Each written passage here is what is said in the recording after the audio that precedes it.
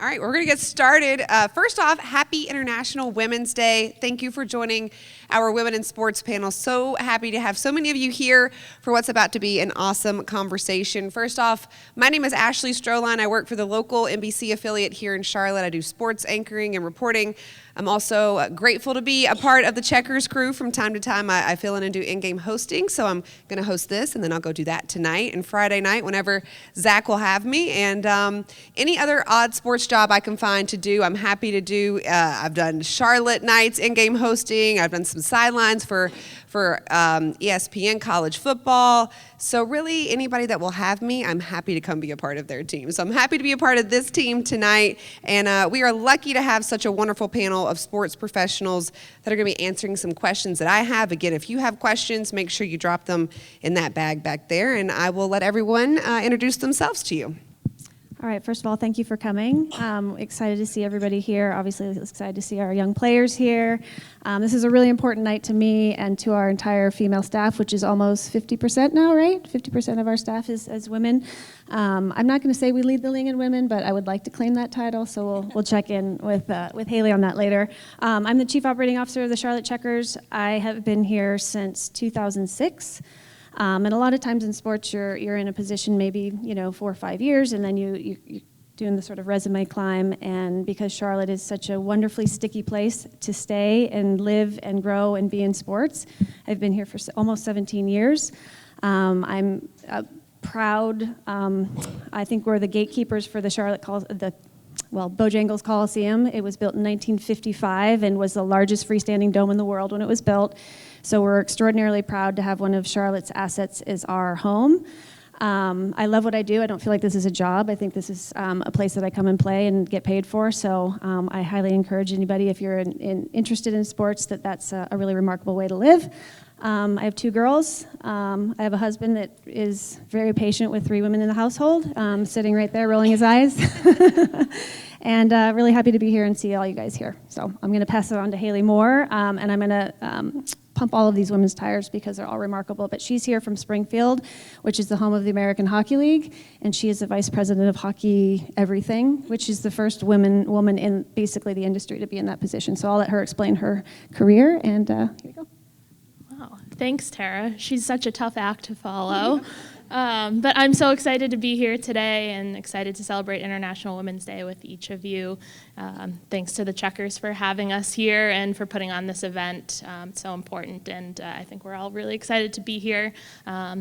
My name is Haley Moore. I'm the Vice President of Hockey Operations for the American Hockey League.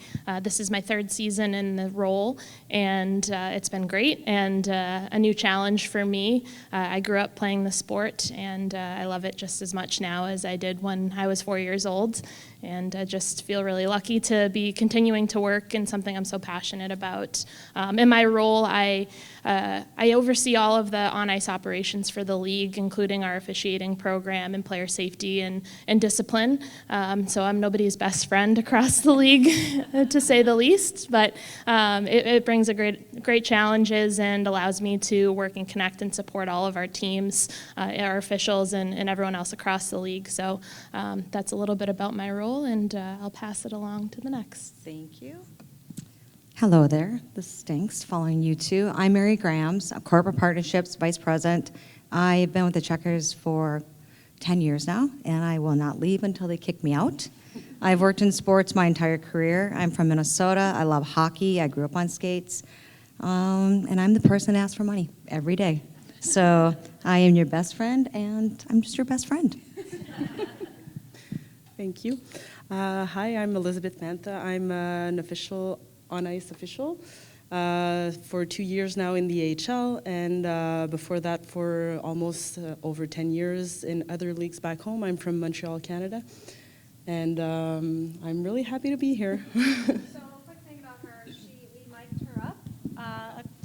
we mic'd her up a while ago, and so you'll see a video of her actually in action, and she will be our official today at our game tonight. So it's really a great opportunity to have women officiating in this league. We're super proud of that, and that's by and large because of Haley Moore. Thank you to Haley, for sure. Hi, I'm Paige Sliney. I'm the video production manager. This is my 11th season in hockey. I've worked in a few other sports, but mostly hockey, but only my second season with the Checkers, and I love it here. I've worked in a lot of different leagues with juniors. I've worked with USA Hockey, and yeah, the AHL. The end. Hello, everyone. My name is Sydney Shaw. I am the Game Day Operations and Servicing Coordinator. I am originally from Richmond, Virginia. This is my second season with the Checkers, but first season full-time. I worked just Game Day last season, so very excited to be a part of this organization full-time and get to help put on the production of our shows. I help write our scripts and our PAs, so all the announcing you hear throughout the games, I have helped write those and the flow of our game. All of our exam rides, our birthday announcements, our intermission games are put on by me and my staff, so just love being able to give back to all the fans, have a great time. I grew up going to hockey games and I always had fun, so love to give back to the people coming out to games for their first time ever and fall in love with the sport the way that I did. Hello, I'm Annie Eagle. I'm the group sales coordinator for the Charlotte Checkers. This is my second season, my first big girl job out of college, so big learning curve there. Did not know anything about hockey coming into it, so got to learn how to have a full-time job and learn about the sport at the same time. So always fun, but most of what I do are school outings, company outings, youth hockey, figure skating, everything like that in game. So it's always a good time. Hi, I'm Sean Costin, and I actually work for Bowplex, but these are my best neighbors ever. And I feel honored that they asked me to be a part of this because I'm not necessarily a part of the Checkers, but we all, but it really is an honor. We built a rapport, and I was just telling Tara's husband, I used to work for the security part, and then I jumped the fence, and I came on with CRVA. And had you asked me this 3-4 years ago, could I see myself being where I am now? Absolutely not. So it's an honor for me today. Bigger than what some people might think. All right, how about a round of applause for our panel?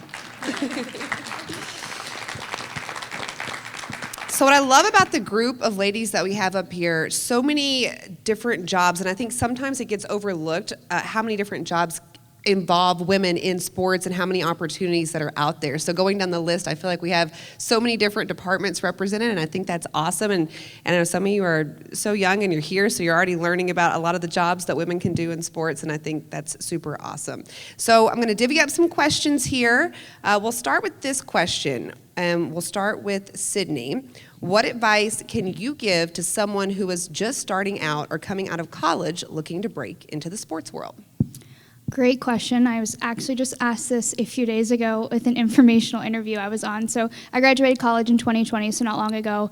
And I think the biggest piece of advice I can give to anyone coming out of college looking to gain that experience is, don't stop knocking on doors. Obviously, any experience you can get is great experience. You may not think that you want to be in a certain department, but it never hurts to, take on that role and see what you can gain out of it. One thing that I have found in my role here is that I work very closely with every single department, so it helps to learn and know a little bit about each of the departments and what they do. So perseverance, knocking on doors, not taking rejection personally, and just gaining the experience you can from whether it is just a part-time job, an internship, a volunteer experience, anything like that, just to get your foot in the door can connect you in so many different ways, more than you think, to people in the community and to people across different organizations in the sports world to get you those bigger and better jobs along the line. No, great answer, and I'll second that. When I started out, and even still to this day, there's still so many experiences that I want. There's not a job that I would say no to. Like my first job, it wasn't being on camera. I was a news editor. I wanted to be in the building so bad. I would have done any job. I said, I will clean the bathrooms, I will edit, I will wash the windows. Just let me in the building so I can start learning from the people that are doing the job that I'm doing. So I think say yes. Every experience is a great experience. It can let you know what you like, what you don't like, and you might end up liking something that you didn't even know that you would. So, same question, we'll go with Paige now. I think it's interesting. I'm more creative, so my biggest piece of advice is learning, teaching yourself how to do things, especially with Adobe. I'm pretty sure everyone here in our departments use it. So it's a great stepping stone if you already know Photoshop, if you know Premiere. Really, it's important for almost every job. So Okay, same question. We'll go to Mary now. I would say the most important thing is networking. No matter what age you are, in college, out of college, jobs, network, go to every event you can go to, meet people that are in sports, not in sports. When you work in sports, it's not just the team, it's the sponsor, it's an agency, it can be for an individual. So I worked in power sports who sponsored a team in NASCAR. Then I met a driver and I worked for a driver, and then I worked for an agency, and now I work for a team. So I've seen all aspects. So you just get to know as many people as you can, build relationships. I've had the same relationships, oh my gosh, I'm gonna age myself here, but 35 years that partner with us now that partnered with me 30 years ago. So you just build friendships, relationships, and you carry them wherever you go. And never say no to anything. Whatever they ask you to do, just do it, make yourself valuable, and eventually, I've hired a lot of interns. They've come in and they've impressed me for a year, and then we offer them a job. And then they just move their way up. Yep, and same question. We'll go to Tara. Oh, goodness. I would echo everything that everybody has said here, but I would also say that even starting as young as you guys here, in accordance with what Mary said, is the relationship matters. So never burn a bridge. Try very hard to be authentic in every relationship that you establish in your markets, out of your markets. I've had 14-year-olds call me and have a conversation that I am now in touch with now. Our in-game MC, Kendall, was in elementary school. She sang the anthem here, and she's now a rock star MC for us in our games. So relationships are critical. Relationships with other sports teams in town. We're really lucky in Charlotte to have such a robust, layered professional sports landscape. And we are very good friends with the Knights. We're very good friends with MLS. There's an MLS jersey. One of the ladies back there is wearing our collaboration from our FC night. So the relationships between the teams are very important, because somebody at the Knights might say, hey, we're looking for a group sales manager, and we might not have somewhere to promote that person. So we would say, hey, we have an up-and-comer. Please interview this person. So the relationship is critical. Obviously with your fans as well. I think establishing a relationship with your fan base is also critical, because they are your biggest critics, and they will tell you when things are great, and they'll also tell you when things aren't so great, and to really absorb those things and take them to heart and change what you do if people don't like it. It's hard sometimes. You get kind of passionate about what you're doing and you get in a rut. And to change based on what your population is interested in is a really good way to show that you can grow. So yeah, that's all. And I will say relationships, it is the key thing, right? Fans, other people in the business, and it's a lot smaller than you think. Sometimes I'm like, oh, the industry's so big. No, it's not. You're gonna meet the same people over and over, so be kind, because you don't know who your next boss is gonna be. Tara, we'll stay with you. How did you get to where you are, and why did you choose to work in sports? I don't know. I think sports has kept me glued together my entire life.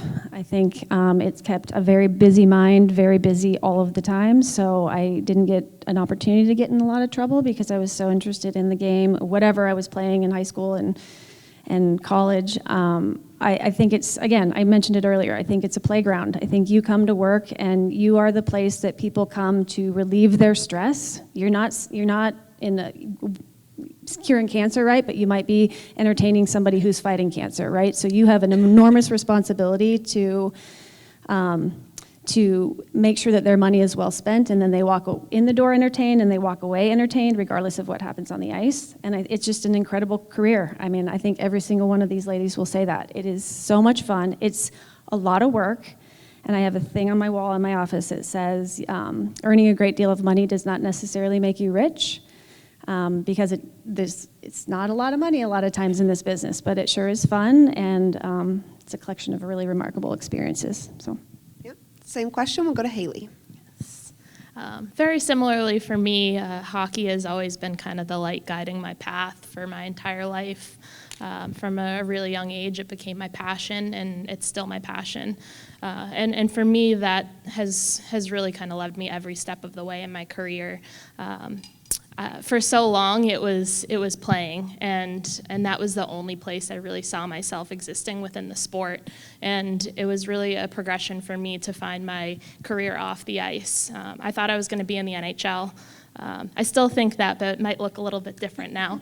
It's still, still always a dream and a goal. And for me, I didn't necessarily see the opportunity within hockey off the ice. I thought that when my playing career was done, that I was going to have to leave the game behind. And I'm so grateful that I haven't had to do that, and to be here and working on behalf of the sport that I love so much, and the people that I get to be around, and being a part of the team. That is what is most meaningful to me, to be able to collaborate with so many other great people, and to work in a sport that I love every single day is it's the best gift I could have, and really that's just what continues to fuel me each day.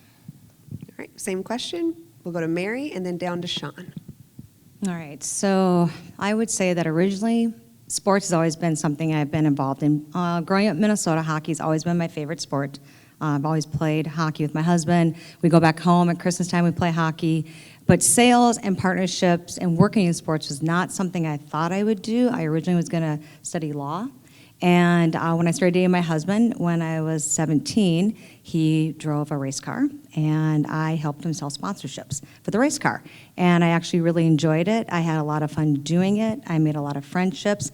And it kind of steered my path, and so I went to college for business management and then did sports marketing, and that's kind of how I ended up here, was through him having fun racing, and now I just sell fun for a living, and it's phenomenal. And like Tara said, you may not be the richest person in the world financially, but you are in your heart when you are seeing smiles on faces, delivering good news, watching people see something for the first time, and you're a part of that. You're given an experience that people walk away and they never forget. And then the best part for me is when I have partners that have never been to a game, and they come to a game and they want to sign up for a multi-year partnership.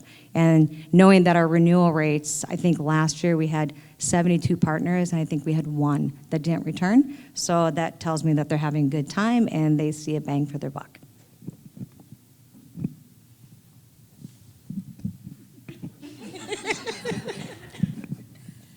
So I'm going to speak from the entertainment perspective. My background was originally in education. And as a child, I always said I'd rather be doing something that I have a passion for, because it's not a job. And you put forth more effort when you do something you enjoy versus it being a job. You're only going to do so much or just enough because you just want to earn a paycheck. But just to piggyback off of what they said, when it's fun, you just do it and you get it done, and it's not work. So also for me, I love being able to make an experience for families. It's a lot of first-time visitors. They come to the games, or they just come to the event, and if they've never experienced that, because we never know what somebody has had the opportunity to experience. And I will say within the last 2 years, these last 2 seasons, the rate of people coming has increased a lot because they start coming. And I will say this, and I'll say the elephant in the room. From an African-American woman, our attendance to these type of events is not something that's always been out there. And I don't know if anybody else has noticed, but it has increased a lot, especially this season. And that's big. That's big because some people have the mindset, oh, that's not our sport. But now, oh, it's their sport. And Sean, we'll stay with you. You kind of mentioned your background was in education, and you've taken a different path maybe to get to where you are. But if you could change anything about your journey to working in entertainment, would you? No, because I don't believe you don't make mistakes. It's lessons learned. And I'm a type person, and they'll tell you too, I think, well, I want to say I think, my work ethic speaks for me. I like to treat people how I want to be treated. I want their experiences to be what I would expect my experiences to be. A lot of people see me around, and they didn't know who I was, but now there's so many season ticket holders that, oh, hey, and then they'll call on the phone, and then when they see the face, and It's just, I just wouldn't change it because I learned. And our hockey guys, our equipment managers and training staff, they adore it. She's decked head to toe in all the player gear, and I'm like, Sean, where did you get that? Like she's immersed herself in all of our operations, which is so great about you. And I love But that goes back you to so much. relationships, building relationships and rapport, because you never know. Like, I'm like, Annie, I got this vendor, can we do anything? Yeah, but it works both ways. Exactly. And we'll go to Elizabeth. I want to get you in the conversation. If you could change anything about your journey, well, first off, tell us how you got to where you are. And then would you change anything about that journey to where you are right now today? So I started playing hockey when I was pretty young also, around 7 years old or so. I played ringette before that. And so I played hockey through all the way up to university. So 5 years of university. We have CJEP back home, so I played 3 years down there also. So I won Canadian championships. I played for Hockey Canada as for the Fish Universiade games. And so I played hockey a bunch, and I started officiating when I was 20 years old, so at my first year of university. So what I would change probably is maybe start younger, but I couldn't because I didn't know it was a job back then. So yeah, it started off as a side job while I was going to school. It was perfect with the hockey schedule. I played games on Friday, on Sunday, so I had time to officiate on Saturday. And but what I would change actually, thinking back, is to put a little bit less pressure on ourselves. It's so hard already on us as officials, as women. I would give myself a little bit more of a chance and less pressure during our games. I like to perform. I like to be at my best, and sometimes whatever you do, it's a bad night. So it happens. It happens, and you need to learn and step over and work as a team to step over that and have the support of our colleagues, our families, our friends. Really important also. I think we all want to be Wonder Women, right? We can do it all. Yeah. And we can, but it's okay to have a little grace, I think. We'll go to the same question. We'll go to Haley. If you could change anything about your journey to working in sports, would you? This is such a challenging question, but it's a great one. And I honestly don't think I would change anything about my journey. Similarly, I think that every step I've taken has either shown me what I want to pursue or don't want to pursue, and has helped build a ton of adversity and character for me. But it's really just kind of led me to where I am today. And I'm in a position now where I have to work with a lot of different personalities, and I think that my varying roles in my past have helped me kind of empathize with each of those perspectives, and each step of the way has kind of given me the tools to be the person and the leader that I am today. But the biggest thing that I am currently working on changing, and just generally think is similar to Elizabeth's sentiment about giving yourself a little bit more grace, is learning to set boundaries. I think as women in the sports industry in general, like we, at least I know I do, always feel like we have something to prove. And that's hard, and I have this conversation with a lot of my colleagues, and wanting to let my work speak for itself, and to just prove that my experience is valuable and it's valid, and that my voice matters, and tend to overcompensate. And that's something that I am really working on, is trusting my experience and having confidence in that, and not feeling like I need to be available for everyone 24/7, because there's something to be said about being able to set those boundaries for yourself as well, and that's kind of the biggest challenge and thing that I wish I had learned to do earlier in my career, and I'm still a work in progress on. But I think that we all should just continuously, as women in sport, trust that our voice matters, and that we don't need to overcompensate. So that's where I am right now. And I'll wrap up that question with Tara. Anything you want to add to that, or what would you do differently if you could in your journey? She's hit it spot on. I mean, I think there's a constant desire to continue to say, I can do it, sure, why not? And then you run out of hours in the day and minutes in the week, and then you're doing everything half-assed, and then it's just, your outcome is kind of crappy. So do less better, and enjoy the journey. I mean, I'm at the liberty of having 27 years in this business, and I wished so much that I would have enjoyed the early days more, because I was so stressed out about how I was going to be the best and get to the next step. And so enjoy these type of opportunities. I just love seeing these little players here. Enjoy the game, enjoy playing, because at some point you don't get to play anymore and you have to figure out how to make money and support your family. So this is true. I want to double check. Are we good on time with everybody? Does Elizabeth need to leave? Okay. Before you guys leave, because I know there was one question we kind of wanted to get an answer from everybody, but what is your favorite memory associated with working in sports?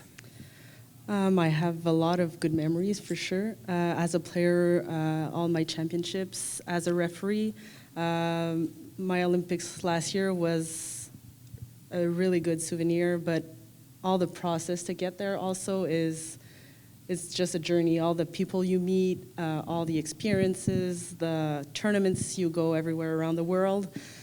So that's really a good time for me. And also my first game last year in the AHL in October. Really stressful moment, but very, very nice also. A good memory and a good journey to follow. Yeah. Well, we certainly appreciate your time. We know you've got work to do. We're going to get it down to Sydney, and I think we're okay with continuing the conversation. So, Sid, go ahead. So aside from working here at the Checkers, I actually work game days with Charlotte FC and the Carolina Panthers. So actually one of my memories is associated with Charlotte FC. Obviously their inaugural season was last year, so I worked that home opener, and that was one thing I will never forget: the atmosphere, the amount of people, some of the things that happened on accident but have now become tradition there with the national anthem and the coronation, all of it together is just one thing that I will just never forget. It gave me chills the moment I stepped out onto the field and got to be a part of it. But I actually have to say, though, our teddy bear tosses here are quite something as well. So last year, with it being my first year with the Checkers, I had no idea what to expect. I was standing on the stairs, and I heard the goal horn. Mary passed me and said, "We're going." And we ran out there, and we were collecting all those teddy bears, and to be a part of that as well, and just know that all those teddy bears are going to a great cause. And, we get to do that every year, and every year gets better and better. I think those are probably two of my top two favorite memories to be a part of in sports, but I look forward to many more that I get to create. Obviously, I'm fresh into the industry, but I'm sure there will be much more to come along. Perfect. We'll let you guys go ahead.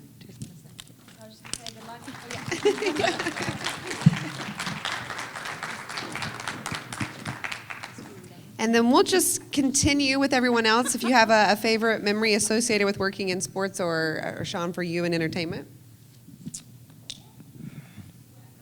I won't say sports. I won't say entertainment. I'll say Halloween with the Checkers. If you don't know, they dress up. It is. Mary, what was your team? Huh?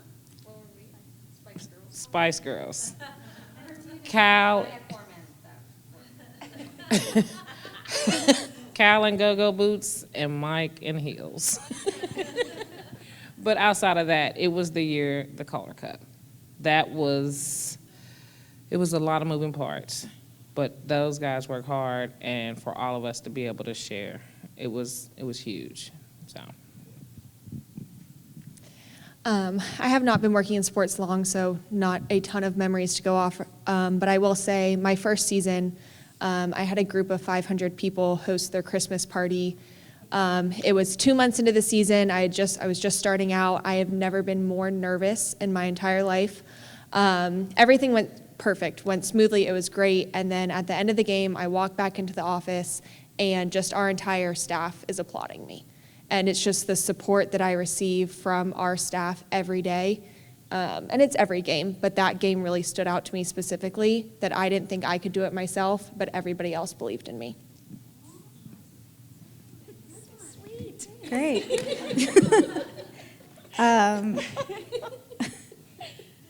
Well, mine's not from the Checkers. I haven't been here long. Yeah, that's right. I used to work for USA Hockey, and so I produced there every game. And so we had the women's national team there, the championship. So I actually produced, I think, almost 30 games for that tournament. And it was Canada and USA women's for gold. And we won gold. It was my first championship ever. We even got like little gold medals. It was so cool. It was sold out. It was the only time we've really done that. So that was just a great experience. And then, I mean, something for Checkers, I get to travel for playoffs to film everything. It's so much work, but it's really cool to see other cities, other places, and I love my job. So it's so fun to film and see behind the scenes, and you get closer with the players, and they're weird. So it's, it's always different. That was good. They are weird. It's easy. So I've been in sports a long time in a bunch of different situations, but hands down the best was winning the Calder Cup. I would say it was the best time of my life in my career. It was the most stressful time of my life in my career. It was amazing. It was a long season, and Tara and I were at these games thinking we were good. Let's just make it to the next round. We'll be happy. And then all of a sudden we win, like, okay, we'll go on to the next one. And the last one was incredible. And I don't know if I'm ready to do it again. I would say yes, but I say possibly, but once we get in it, then I'll be, oh, hell yeah, let's go. I can't pick just one, so I'm going to go through a few of different stages of my life. But winning U12 Nationals with my dad as the head coach is still one of my favorite years of hockey. So don't devalue the on-ice experience that you're having at the youth level. It is still one of my favorite hockey memories, and the fact that my dad was a big part of that was so memorable, and some of those girls that were on the team are still my best friends to this day. We talk about it all the time. So that was a great memory, and one that I will cherish forever. Prior to coming to the AHL, I worked in the National Women's Hockey League and was a part of helping to start that league, and was in my first season there the general manager of the Boston Pride, and we won the first ever Isabel Cup, which is the equivalent of the Stanley Cup in women's hockey. And that moment and what it meant for women's hockey in general to be hoisting that cup as a team is something I will never, ever forget. It was so emotional, and to be a part of that team, not just our team in Boston, but the team of people who made that league happen and be a reality and exist, an opportunity that I didn't have to continue playing, but that all these women now have to play professionally, was something so special, and I will never forget that. And then last year's Calder Cup final was something that was so, again, emotional for me and for our staff. It had been a few years since the Calder Cup had been hoisted, and it was a grueling few years, and the amount of work to get our league through the dark times of COVID that we've all sort of navigated, to finally be able to be a part of that cup presentation. It was just years of work coming to fruition for our staff and our league and everyone that put their heart and souls into it, and to see a team celebrate on the ice, it just made all of those long days and long months and long years really worth it. So those are my top three. Okay, I have a couple. And it's going to be redundant, but first of all was watching him lift his championship cups twice. So you never really realize how powerful that is until you get to lift your own. And so just being obviously a spouse of a player, winning a championship is an incredible experience. But I was so proud of Charlotte, North Carolina, this little town in relatively small city in the South that really established its place in hockey decades ago in the 50s. that raised a trophy that's been around for 80 years here in this town, and our fans. It was the most remarkable experience. But we flew our entire team to Chicago for that last round, and I think I have scars from Mary's grabbing me constantly, after every goal, and it was just we went to a baseball game in Chicago, and to the camaraderie, and this is why we're in sports. This is how we wrap it all up. This is why we're in sports, because it gives you experiences that are lifelong. Like you can never, no one's ever going to take that away. And as a part of that, I had no idea about the other consequences of winning a cup, right? And so I think it was Dave Andrews that called and said, "Hey, just FYI, you're going to be the first woman on the Calder Cup. Like your name's going to be the first woman." And it was like, holy shit. That isn't, like, I got off the phone, I called Jamie, I said, I didn't even think about that, right? But it just sets the table for all of us to be here and everybody to be out here. It's been, close to 30 years of sometimes a grind, but a really awesome one. And like I said, I'm proud of our fans, I'm proud of our city, I'm so proud of our team. The players were remarkable. They're not in it for the money. They were in it because they loved each other. They loved this city. And that's why you see guys like Dalpy and Sanguinetti and Nash all back here, right? They started their careers here, and they're back here because Charlotte just kicks ass. So sorry about the language, but yeah. I'm sure you've all heard those words. But anyway, and finally, I get to work with these great people all the time. I mean, and you find great people in this industry because they're doing it because they love it, so. Those are all great answers. I'm moved. I'm like, okay, I'm not going to get emotional while we're talking about this. And speaking of being like the first woman who had her name on the cup, obviously we know sports has been a very male-dominated industry. It still is. Even like post-pandemic, there have been rooms I've walked into or events I've went to cover, and I'm thinking, okay, it's going to be half and half. And I'm like, oh, not even close. And so it still amazes me that there aren't as many women as I think there should be in roles in sports. And for me, obviously, it's covering sports, and we see more of that. But you guys know when you work behind the scenes and you see what's really going on, it's not close to being an equal number. And I know you said here that's the case, right? Which is awesome. But just what obstacles, and we'll do this for everybody, have you had to overcome kind of working in a more male-dominated industry? Yeah, I'll start by saying I've had an incredible group of men that have lifted me up my entire career and given me opportunities, so I wouldn't ever say that was an obstacle. I would say being a young mother trying to build a career in positions of power, right? So I've always been in this type of role, and it's incredibly difficult. And so your partnerships in life, your friends, your spouse, they have to give up a lot for you to be able to do this type of work. And, it's hard. It's really hard to have babies. And at that point, I think this is why the numbers kind of go down in the childbearing years, is because you make a choice, right? And sometimes it's really hard to choose to come back. And so I think that was a major obstacle and I quickly realized that my husband was way more patient with the kids than I was at that stage. And so it really worked for us, but sometimes you kind of have to make some difficult choices. So I'd advise. Just pass it down. Yeah, we'll go down the line. Perfect.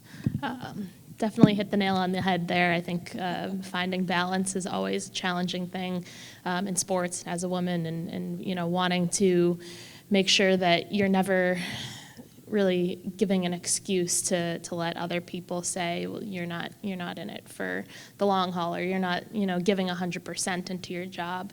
But I think for me, I've had an interesting transition because my career for so long was built in women's hockey, and not to say that really there's a whole lot of differences between being in women's hockey and being in men's hockey, but that's sort of been uncovered in the past few years of my journey, and for me, coming from a women's professional league and kind of where I've built my career into a men's professional league, there has been a transition, and I can say that I've had an incredible welcome into the American Hockey League, and the number of people who reached out when I first got the job blew me away. But it hasn't come without some resistance, and people who maybe haven't necessarily seen that my experience is just as valid as theirs, and that's been a process, but it's one that I'm so happy to be a part of, because I know that for them to recognize that and where I've come from and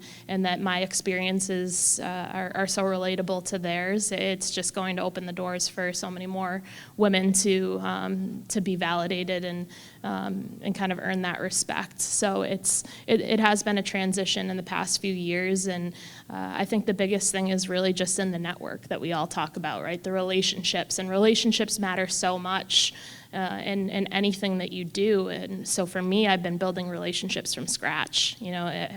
I don't want to say everyone in women's hockey knew who I was, but so many more people there, knew who I was and where I came from than they did when I started working in the American Hockey League. And to me, that was just the most exciting piece of it, because I got to learn and develop new relationships with all these people that I hadn't been exposed to before.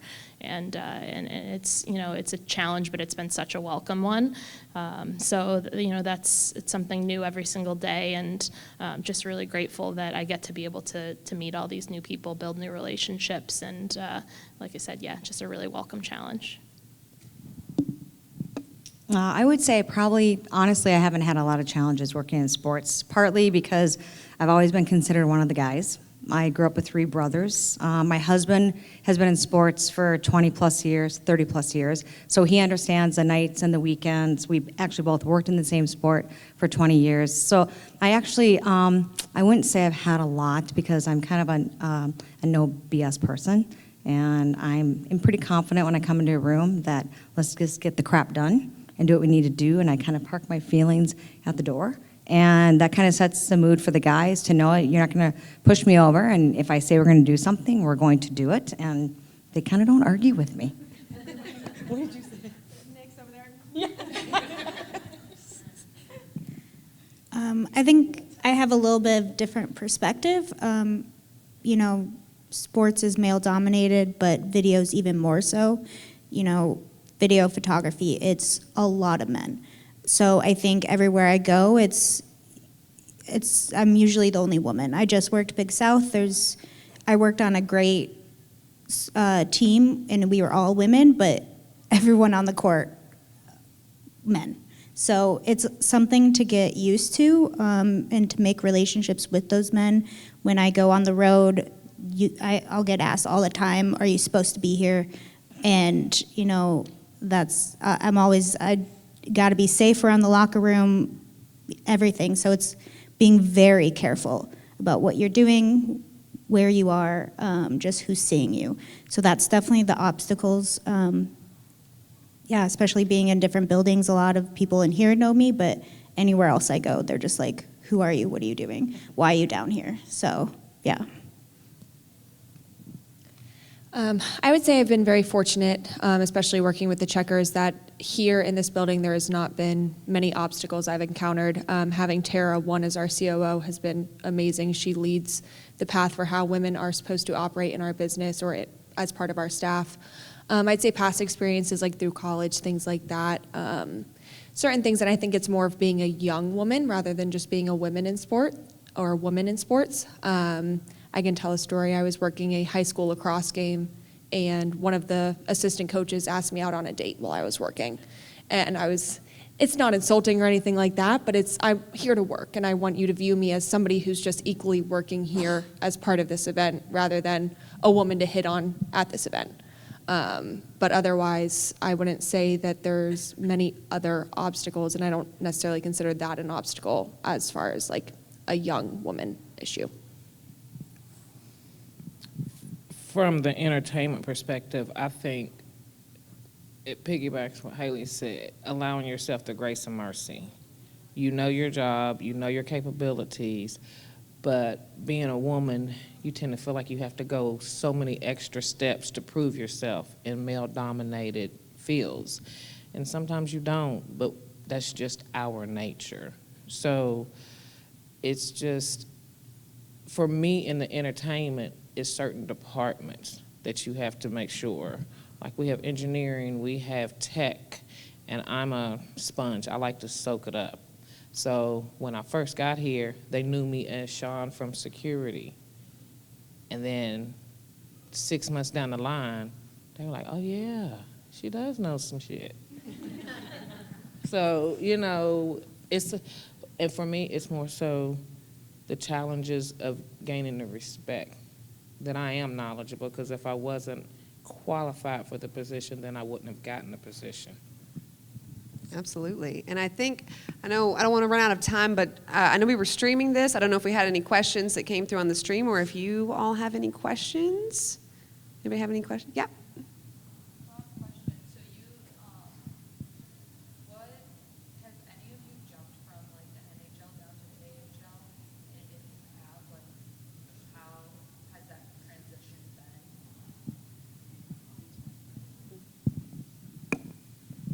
Okay, so are you familiar with the structure of the American League with the NHL at all? Yes, I work for Chicago. Okay, so 32 teams for 32 teams. So I think 19 of our teams are owned by NHL, their NHL parent club. So there's a lot of crossover, especially in the teams that are owned by their NHL parent club, which is the majority of the American League teams at this point. I will say that at the American League level, so at the NHL level, it's very much controlled by the league. The league manages a lot of the operations of all the teams. So at the American League level, it's definitely team sort of driven. So I find that I think there's been opportunities for pretty much everybody to go to the NHL, and some of our former employees have. For me, the creativity at this level is so important, and so important when you're in a market like Charlotte to be able to respond with we're going to do a night for CPH hockey, right? It's going to be CPH hockey night at the Checkers, or we want to do a different jersey, and we have so much control of our own creative marketing strategies here. It's super fun and less pressure. There's so much pressure at the NHL level, as you know, working for the Blackhawks. That it's, these guys are just becoming professional hockey players, but also learning how to be professional young men in a community and learning how to be adults. Annie mentioned it too. It's their, first big boy jobs. And there's a lot that goes into grooming them as decent human beings as well as players. So I love this level. I mean, like I said, I'm institutionalized. I don't know what I would do. Out of sports, I would be completely useless in any other industry. And B, out of the American League. I love it so much. I'm so passionate about our brand. We have such great operators. So yeah. Can I add something?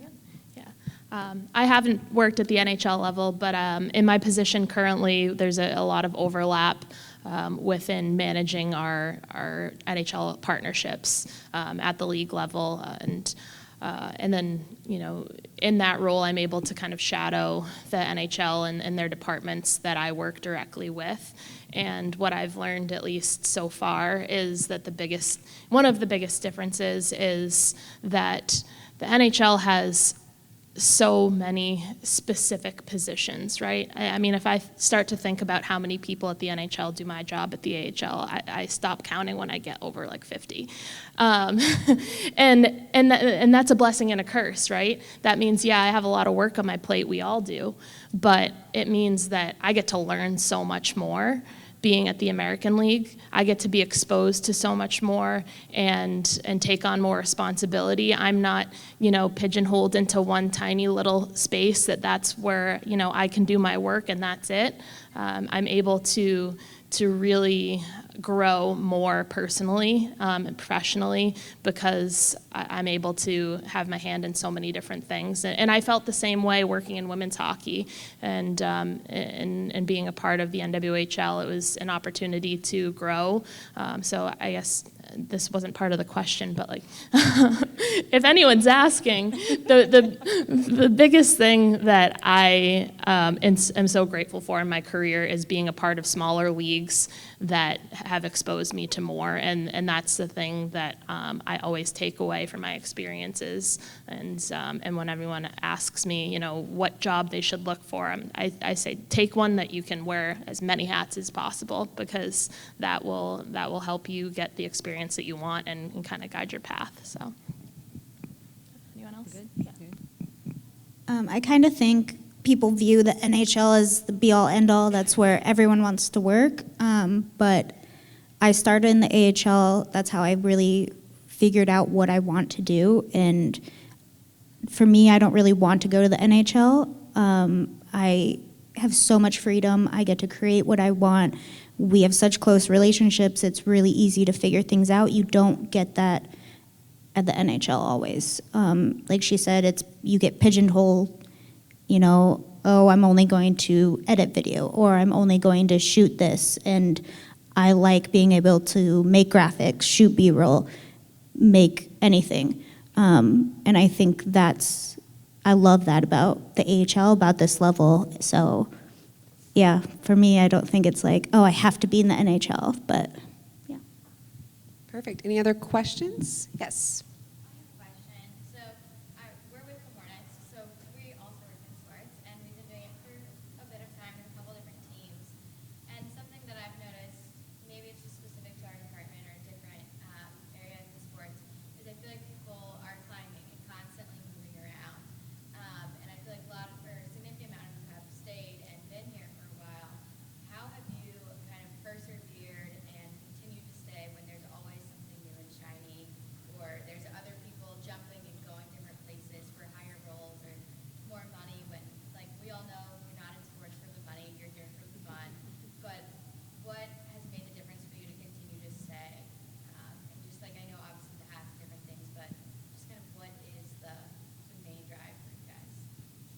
Great question. I'm going to jump on this one because I'm currently going through that. We've lost a few good people. And I mean, like, literally this week alone has been a hard week for me. And I just have to remind myself, my experience is not their experience, and it depends on what my end goal is.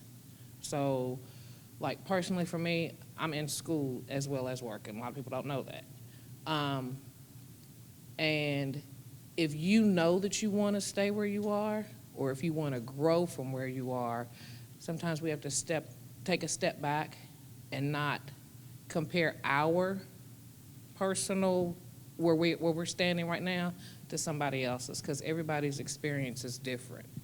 And when those people left, one of them left the company and one of them moved on to another department in the company. What I'm learning, it's like a 6-7 year itch. Because down at Spectrum, you all got one of our people. Joe Sanders. So, I mean, when you said this, I was like, oh my God, like, you just don't know. Like, today I was like, okay, is this really meant? Because this person's leaving, and it can be discouraging sometimes. But you have to sit back sometimes and have a truth serum, and you got to write down some pros and some cons, and it's like, okay, what do I want to do? What do I want to be when I grow up? Do I even want to grow up? Don't want to be a Toys R Us kid, you know? So it's just perspective, but don't let somebody else's experience determine what your end goal is going to be, no matter what. I'd like to touch on this just briefly. I know I'm new and everything like that, but I will say, even after my first year, many people were like, okay, well, what are you going to do next? And that question, I hate that question. It's why do I need to do something else if I love where I'm at right now? So I don't think and what Sean said, people on the outside looking into what you're doing don't fully understand how much you might love your job and love what you do. So don't listen to other people kind of saying, oh, well, I've been here for a while, I want to move on. If you love what you're doing, I think you should stay and continue to do what you love. I will say, as someone who is a job hopper and has been, I don't want to be. I hate it. I hate moving every couple of years, but it's just, I did it because I wanted to find a place that was perfect for me, that I really loved who I worked with, and I found that here, and I've just been wanting to settle down and stay somewhere. And so that's very hard to find, but as long as you have the organization, those other people with you, I think that's how you really keep people. Yeah, so your grass is greenest where you water it, right? And I will add to another cliche is surrounding yourself by great people. So many times you might love what you're doing, but you're just, I can't remember what book it is, marketing book, is you have all the right people on the bus, but not in the right seats, right? So you may just need to shift around your seat a little bit and get a different experience. But we have a great tenure in our organization because everybody is a part of everything here. We have one big staff meeting every week that everybody is involved in every stage of this. And I think it's important, I lost both my parents in 1 year, right? And they died way earlier than they should have. And life is genuinely a collection of experiences. And it's over like that. So you got to, if you're in a situation where your experiences aren't filling your heart up, then you got to take a good long look in the mirror and say, I'm going to find the people I want to surround myself with that will continually give you opportunity. Again, I don't do a lot of things great, but I hire great people, right? I just sit and watch them work their magic, and it's like a symphony. So I think we're all super lucky. I think we're lucky to be in this town because there is so much opportunity and so many women that support other women here, which if you don't, it's a sin. You know, I just feel like we're lucky. So. Great answers. I'm adding some of that to I'm like, ooh, I got to take a note. That was a great quote. But it's so true. Like a collection of what experiences, is that how you phrased it? But it's true. And I think also it's who you surround yourself with. And I can think back to my first job, and the person I sat next to had a complaint every day. That was 10 years ago. They're still working there. They're just an unhappy person, right? So sometimes it's really about who you're sitting next to. You can't let their mindset, kind of change your perspective. If you're happy, that's really all that matters, right? So let me ask, should I ask if we have a few more questions? You guys want to mingle a little bit? I know we're getting, about 30 minutes till game time? Is that where we are? Are there other questions here? No? Yeah, thank you guys for coming. Well, It's yeah, how awesome. about a round of applause? Awesome conversation.